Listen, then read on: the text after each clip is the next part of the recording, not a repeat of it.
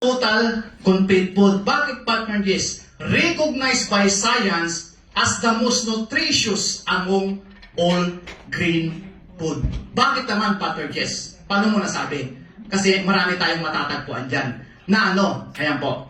Minerals, vitamins, enzyme, and amino acid. Ano ang purpose niyan sa katawan natin? Pinapalakas niya po yung ating immune system. Na kapag malakas yung ating immune system, yun yung lumalaban sa mga bacteria, viruses, at illness na nakatago at nakabaon sa katawan natin. Ang maganda pa, partner Jess, PubMed po tayo.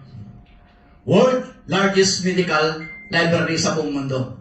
Okay? Ayon sa kanilang research, pinakamataas po na document is yung barley grass. Okay? At according to FDA, US Food Drug Administration, anumang pagkain na may content ng barley that they can reduce the risk of coronary heart disease. Kaya